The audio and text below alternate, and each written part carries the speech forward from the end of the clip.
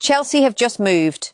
In the space of 24 hours, a deal that Arsenal thought they had time to negotiate has been closed by another club entirely. Morgan Rogers, one of the most coveted attacking talents in English football this summer, has agreed to sign for Chelsea until June 2032. A club-to-club agreement is in place with Aston Villa.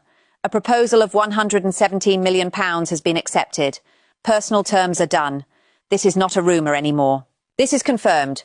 If you had told Arsenal supporters a week ago that this deal would end up going to Stamford Bridge, most of them would not have believed you. Arsenal were preparing to open talks. They believed they had time. They believed their valuation of the player, somewhere between £90 and £100 million, was the number that would define the negotiation. Instead, in less than a day, another club walked in, ignored the idea of a slow negotiation entirely, and left with the player's signature within reach. That is where we start today. Not with background, not with history. With the moment Chelsea decided that patience was a luxury they were not willing to give their London rivals. The stakes here were significant. If Chelsea had hesitated, even by a matter of days, Arsenal's official bid would likely have landed first. Arsenal had already built a valuation framework around Morgan Rogers. They believed they controlled the pace of this deal. Aston Villa were still weighing offers. Had Chelsea approached this the way transfers are normally approached, with rounds of proposals, counter-offers and slow movement toward an agreed figure, there is a strong chance this player ends up in North London, not West London.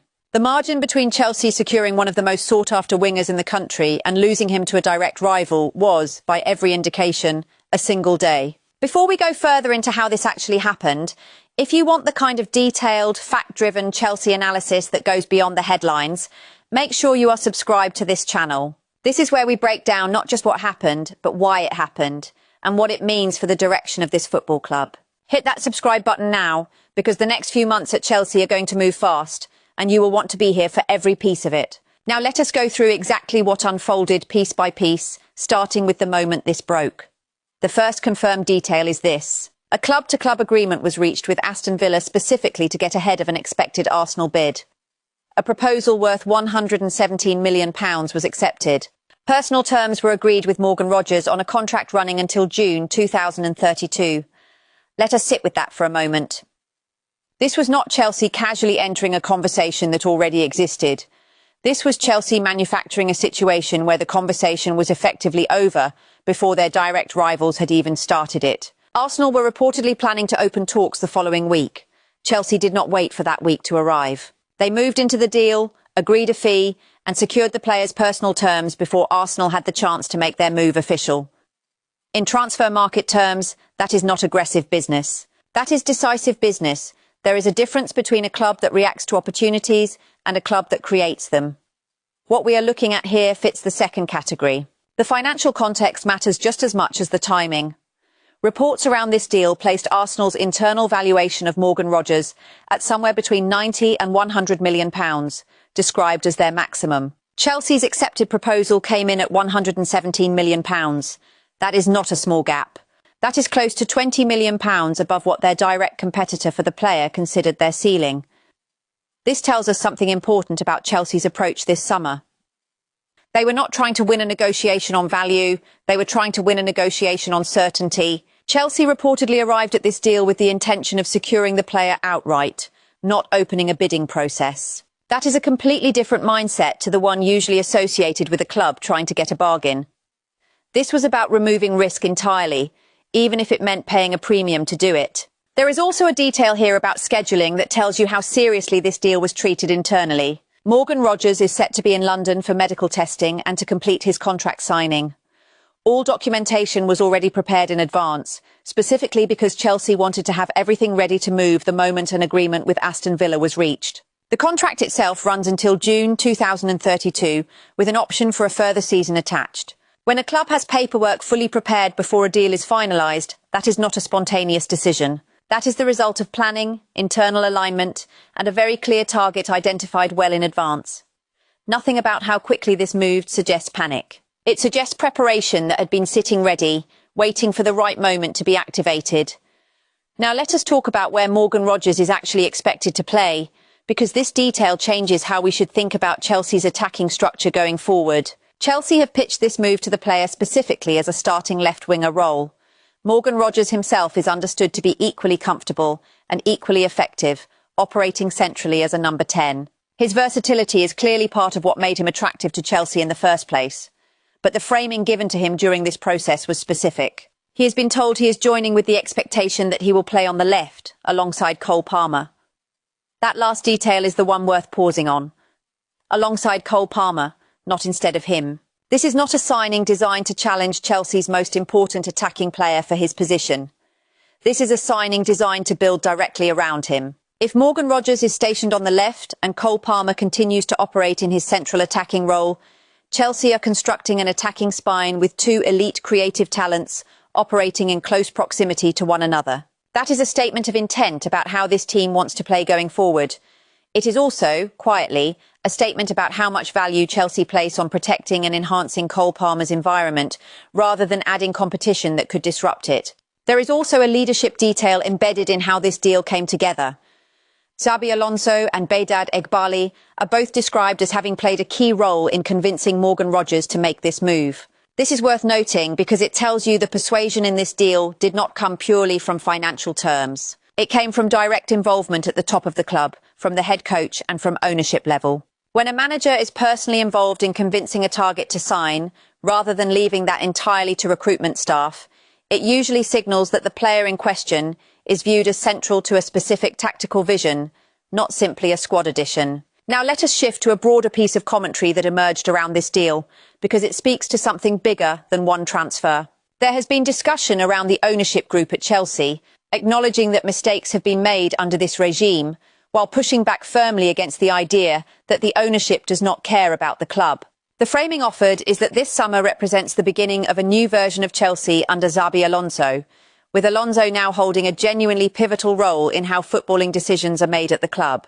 The phrase used to describe this summer's transfer approach is quality over quantity, with an emphasis on there being no reckless spending, no scattergun business, simply calculated moves executed with precision. If we take that framing and place it next to what we already know about the Morgan Rogers deal, it starts to make sense as a pattern rather than an isolated incident. This was not a club throwing money at a name. This was a club identifying a specific target, aligning fee expectations internally, preparing documentation in advance, and executing the moment the opportunity presented itself. That is not chaotic recruitment. That is structured recruitment with a manager who has real influence over the process. Now, this next piece is important because it comes directly from the manager who is losing this player, and it gives us insight into just how competitive this negotiation actually became. Unai Emery has described this transfer window as having gone, in his words, insane.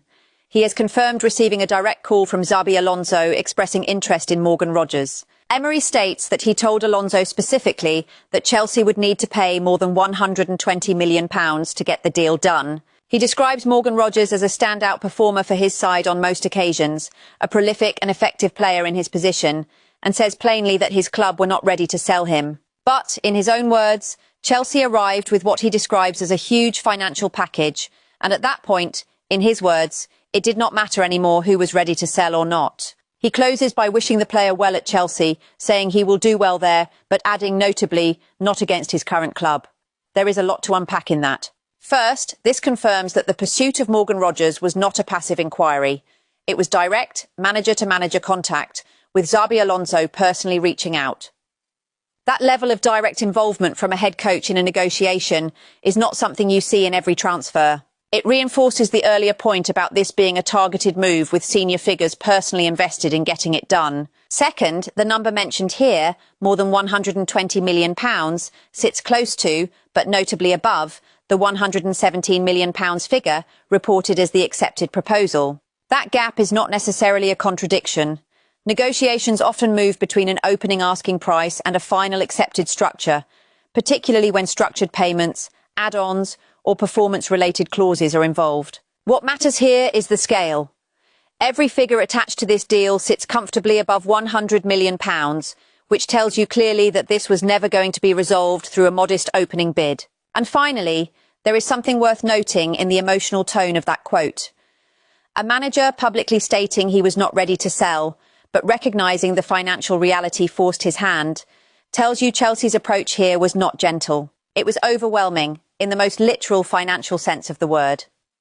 Let us now move to a separate and completely distinct situation currently developing at Chelsea, because it is important that we do not blur confirmed news with ongoing uncertainty. This next point concerns Enzo Fernandez, and unlike the Morgan Rogers deal, this is not confirmed. This is a developing situation, and it needs to be treated with that level of caution. The specific detail here relates to a defensive limitation identified in Enzo Fernandez's game, one that is reportedly influencing internal thinking at Chelsea about a potential sale this summer. As talented as he clearly is in possession, there is a recognised issue with how he copes defensively when opponents run directly at him. This weakness is described as having created structural problems for the team.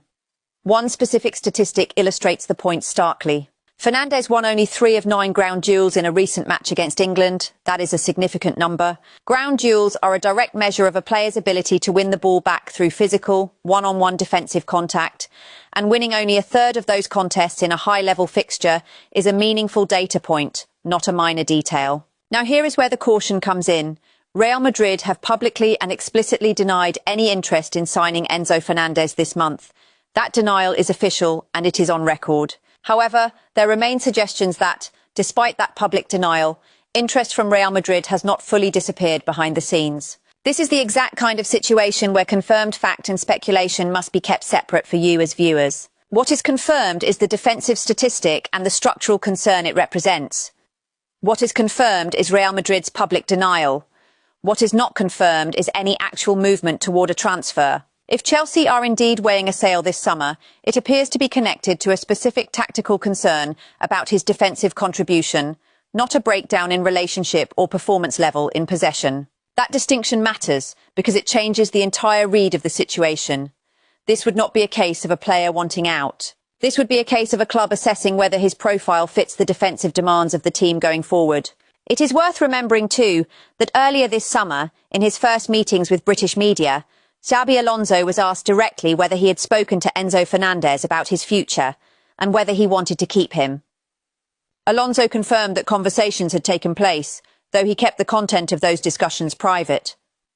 When asked plainly if he wanted to keep Fernandez, his answer was a simple yes.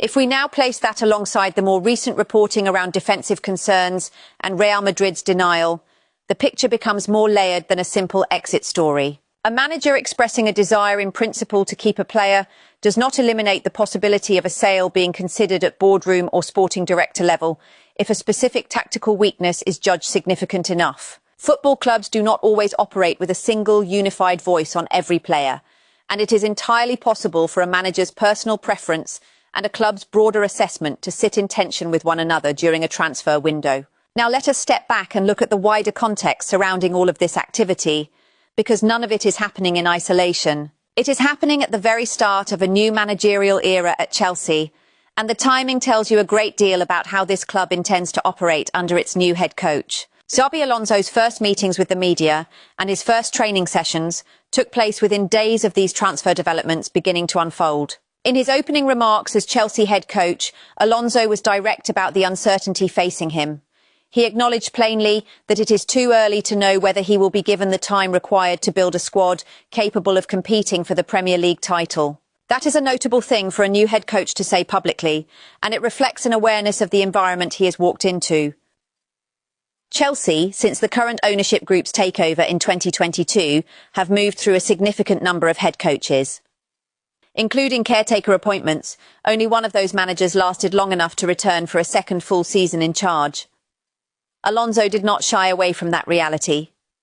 He stated clearly that ambition exists, that the intention is to win matches and be competitive, but that he is not prepared to make specific predictions about where the club will stand by May. His words were that time will tell, paired with a stated confidence and optimism that the coming season can be a positive one. That balance, ambition paired with realism about job security, is worth remembering as we watch this transfer activity unfold. A manager operating with genuine uncertainty about his own long-term future, yet still being handed direct influence over major transfer targets like Morgan Rogers, tells you that Chelsea's ownership is, at minimum, backing his footballing judgment in the short term, even if the long-term picture remains unwritten. Alonso also addressed the club's absence from European competition next season, following a 10th-placed finish domestically last season. He confirmed that qualifying for Europe is a goal, but was careful to frame it as an outcome that depends on process rather than a target that can simply be declared and achieved. His words were that reaching that goal requires doing many things correctly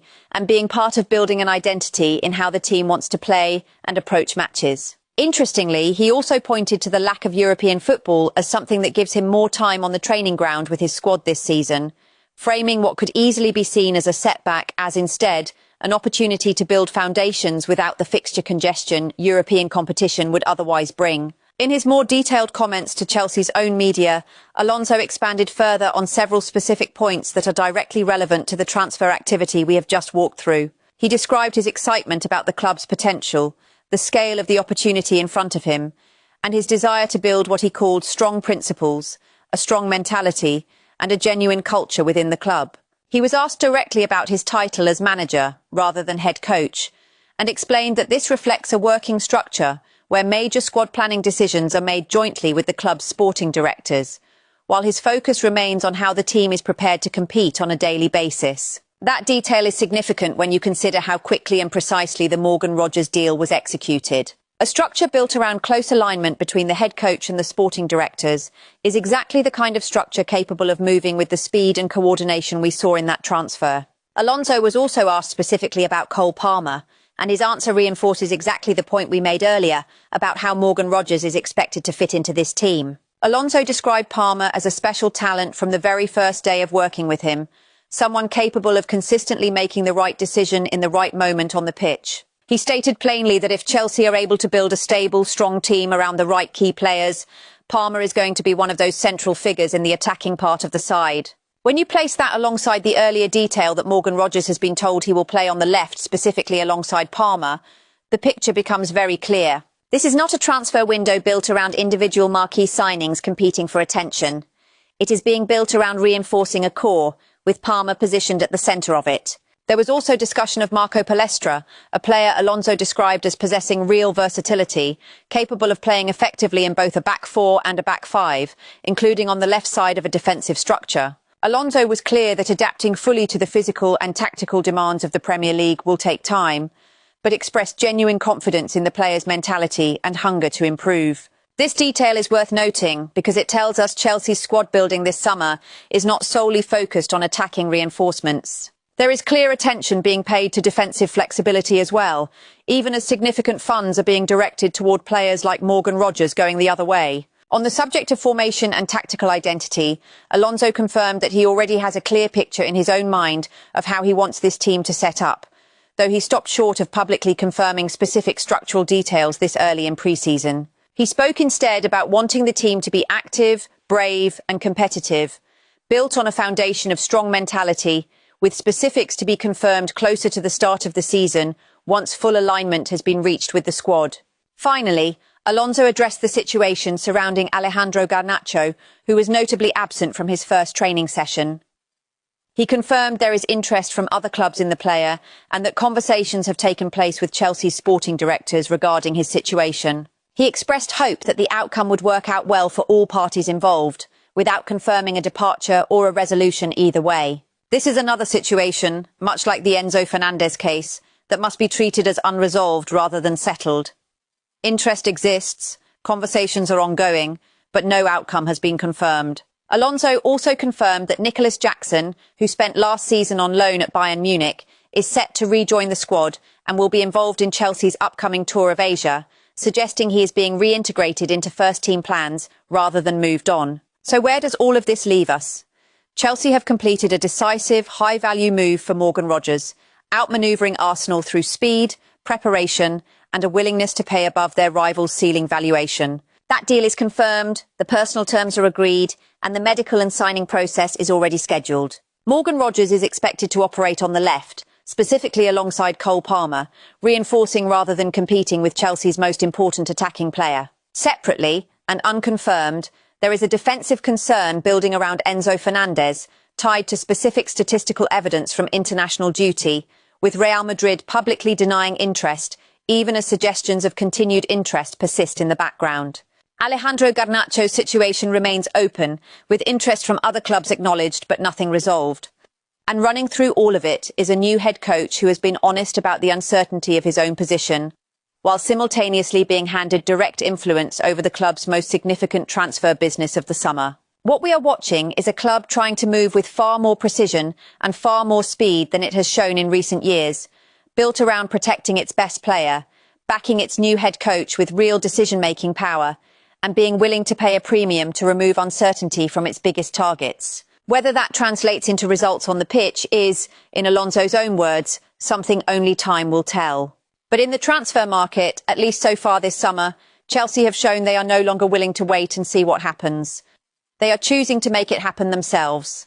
That is where we leave things for today. Stay with this channel for continued coverage as the Morgan Rogers move is finalised and as the situations around Enzo Fernandez and Alejandro Garnacho continue to develop through the rest of this transfer window.